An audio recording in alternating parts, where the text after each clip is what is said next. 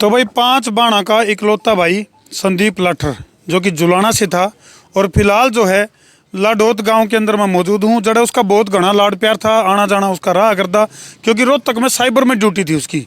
और पूरा का पूरा गांव में गमगीन माहौल है, क्योंकि सुसाइड करने से पहले संदीप लाठर ने वीडियो बना के भी और सुसाइड नोट में भी बहुत बड़ा खुलासा कर रखा है, जिसमें कि बहुत सारे बड़े अधिकारियों के ऊपर भी सवालिया निशान खड़े हो गए हैं। और भाई दुख की इस घड़ी में परिवार के साथ जो है लोगों का आना जाना भी चल रहा है।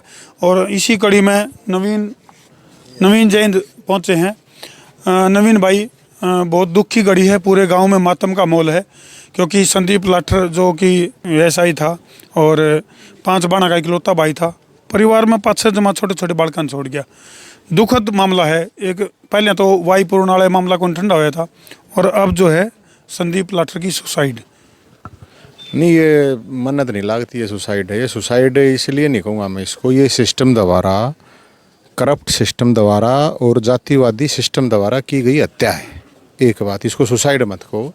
अगर आप उसके पूरे वीडियो को देखोगे, और मैं उनको पर्सनली जानता था, ऐसा नहीं है कि नहीं जानता था, मैं उनको पर्सनली जानता था।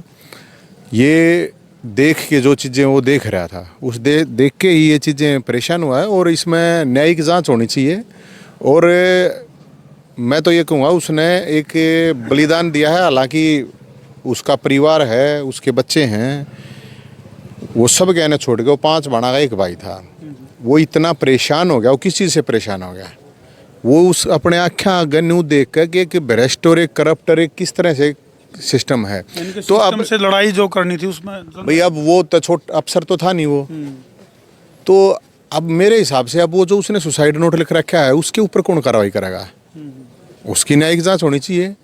अब ये तो भाई छोटा वो था, कर्मचारी था बेचारा, तो इस दौरे थोड़ी आओगे इतने बड़े बड़े नेता, इस दौरे तो कोई ना आवे, इस दौरे तो आम आदमी आओगा बेचारा, कौन की करेगा? ये एक बात नहीं है। या मैं जब ये पहला मामला हुआ, पहले दिन सबसे पहले मैंने यही बात की थी कि भाई न्यायिक जांच कराओ। आप किसी को बलि के बकरे मत बनाओ। और अगर आप ऐसे बलि के बकरे बनाओगे तो यहाँ एक तो सामाजिक ताना बाना खराब होगा। एक गांव में रहने वाले हर बिरादरी का आदमी अपने भाईचारे तर रहे हैं। ये ऊपरले लोगों की लड़ाई के चक्कर में कि तो निचले लोग मतलब एक माहौल ख़राब कर रहे हैं। अब वो माहौल ख़राब हुआ है, वो इतना परेशान हुआ उस चीज़ से, अब उसने गोली मारनी पड़ी। तो इसलिए इस पूरे मामले की न्यायिक भी और सीबीआई जांच होनी चाहिए। और मैं लोगों से ये अपील करूँगा, ये अफसर नहीं था भाई, ये कोई IPS या IAS नहीं था। इसने एक बलिदान दिया है एक सिस्टम के खिलाफ। ये जो बोल रहा है उसको सुनो आप, बिल्कुल सुना भी है। और जो देखा है आप उसको देखो आप, कि जो उसने लिखा है। तो यार मतलब ऐसे तो कोई लिखेगा नहीं। तो नवीन भाई, जिस तरह से जो वाईपूर्ण है, उनके जो PSO हैं सुशील कुमार, उन्हें की जांच की फाइल जो है वो इनके पास थी, संदीप लाठर के पास। तो क्या लग है कुछ कोई ऐसे राज खुले हों और उनको दबाने का कोई प्रयास किया गया हो?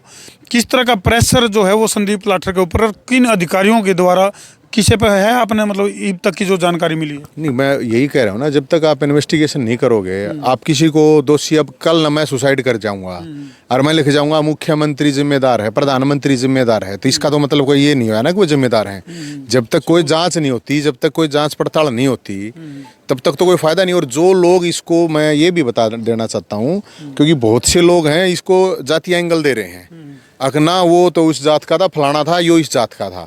तो मैं जानकारी के लिए बता दूं, ये जाति का मामला नहीं है, ये एक भ्रष्ट, बेईमान और ईमानदार लोगों की लड़ाई है। एक बात।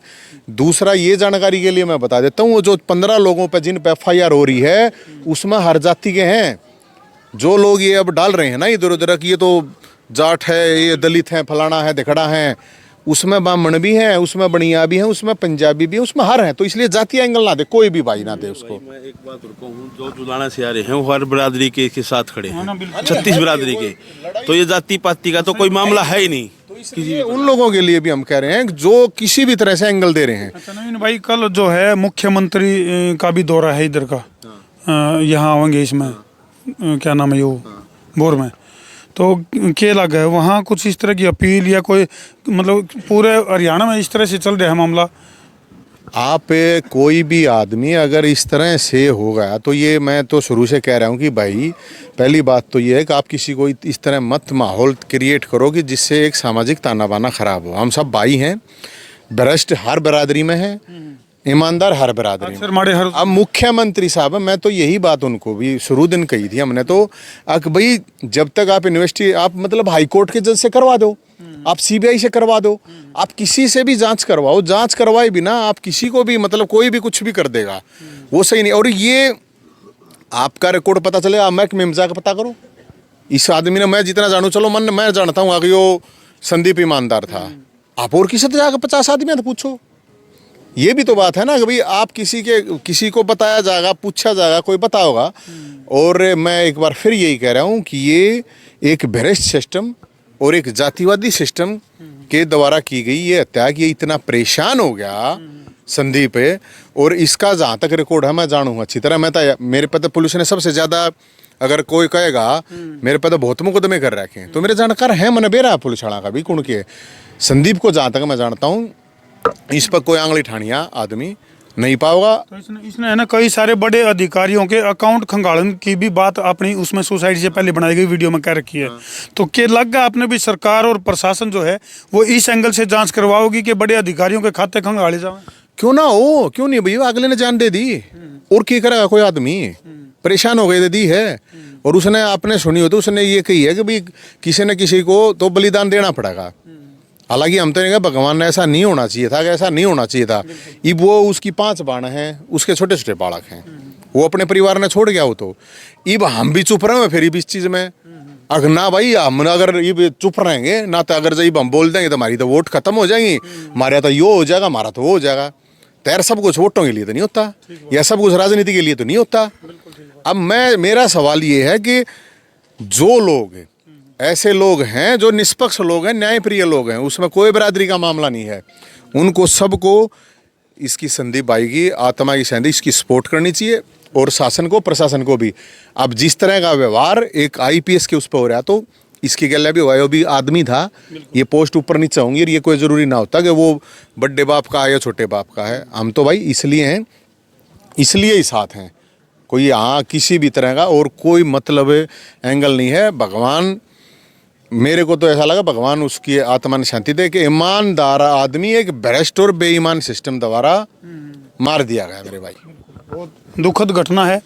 तो फिलहाल तो हम देख सको भाई हर चेहरे के ऊपर एक मायूसी है, और हर चेहरा एक न्यू चाह है कि भाई जो संदीप लाठर की जो या मौत है, ये जो बलिदान है, वो जाया नहीं जाना चाहिए।